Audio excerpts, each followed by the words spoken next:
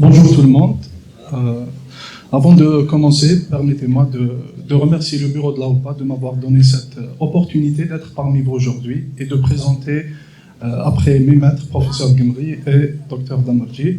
Merci beaucoup.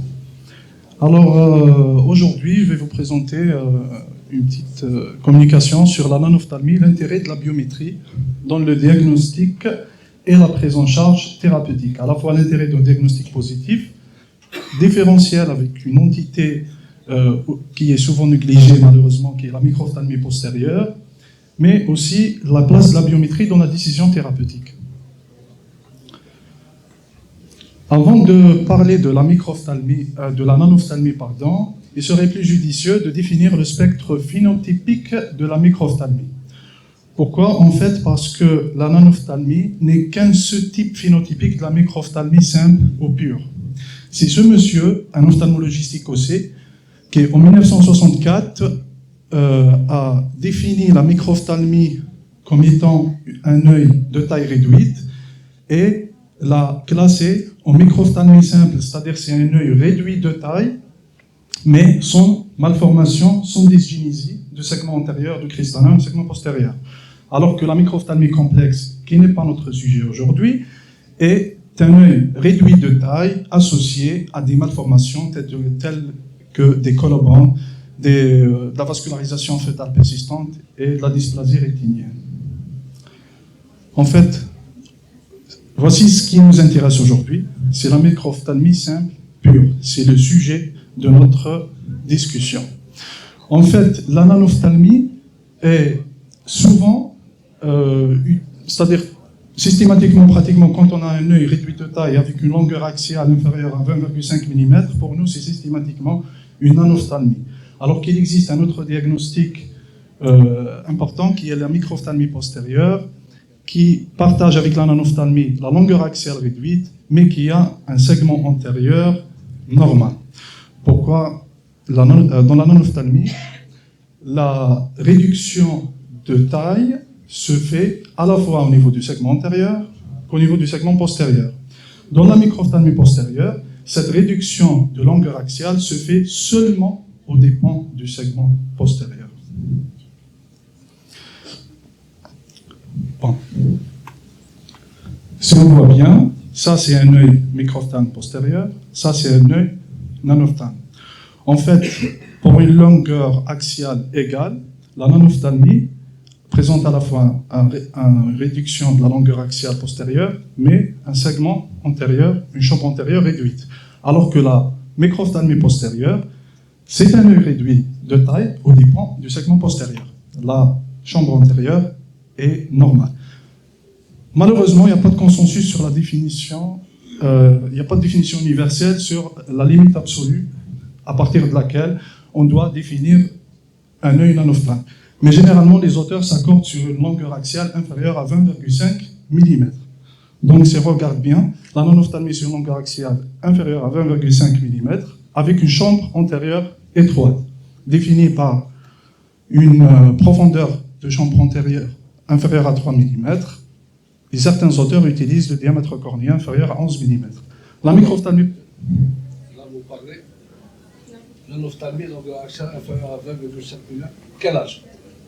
Précisez l'âge. En fait, généralement, c'est à partir... De quoi? Un nourrisson ou Oui. Ou adulte. Précisez. Oui. C'est très important. Oui, parce que c'est différent chez l'enfant. Oui. Ah, ça, c'est pas chez l'enfant. Non, en général, c'est l'adulte. Ah, Oui. pas chez voilà, Oui. Excusez-moi. Oui. La microphthalmie postérieure, c'est une longueur axiale inférieure à 20,5 avec une chambre antérieure normale. Il y a d'autres caractéristiques cliniques qui sont souvent associées à la nanophtalmie ou la microphthalmie postérieure.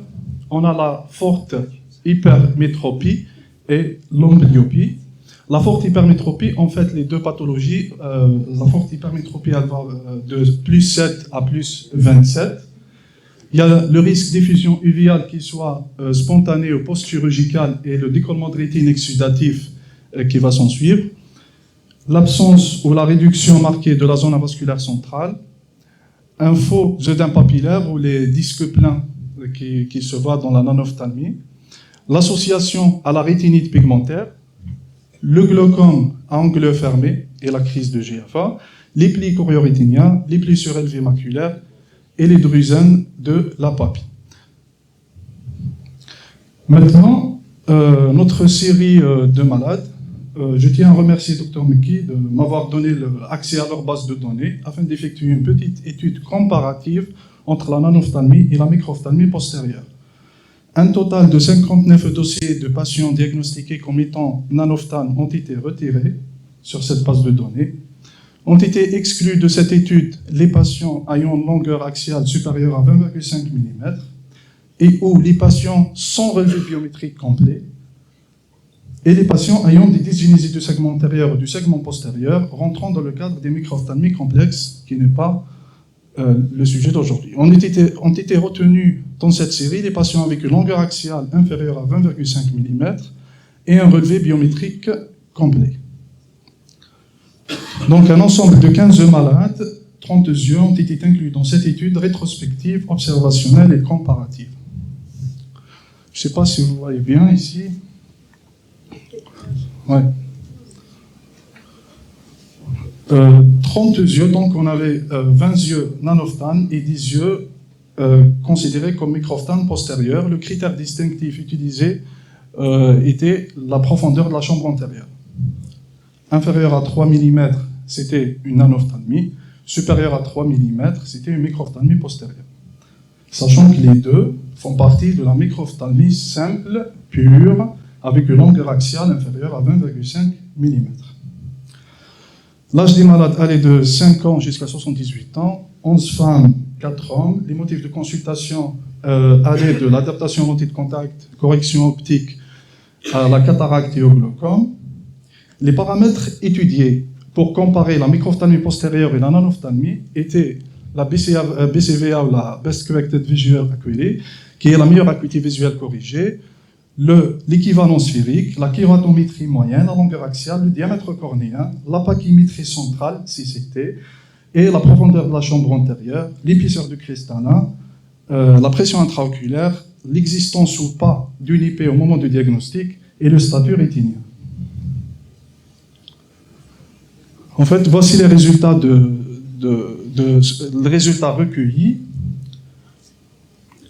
Pour l'âge, on a remarqué que les patients nanophtalmes étaient plus âgés que les patients microphthalmes postérieurs, 46,7 pour le groupe nanophtalme versus 26,6 pour le groupe microphthalme postérieur.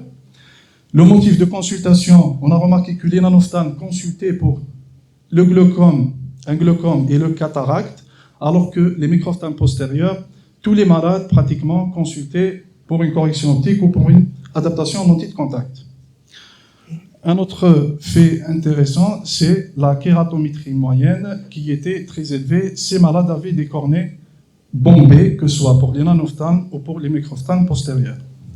Le diamètre cornéen était plus important pour les microphthalmes postérieurs par rapport aux nanophtalmes.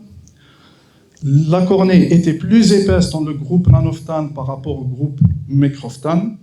Un autre fait intéressant, c'est que les malades nanophtalmes, pratiquement 40% des yeux, quand on fait la gonioscopie, on trouve un angle fermé. Alors que pour les malades microphthalmes, pratiquement il n'y a aucun malade qui avait, au moment de sa première consultation, un angle fermé à la gonioscopie. L'iridotomie périphérique, 30% des yeux ont déjà bénéficié d'une IP au moment de la consultation, alors qu'aucun malade microphthalme postérieur a déjà eu une IP. Pour les complications, 30% des malades nanophtalmes avaient un glaucome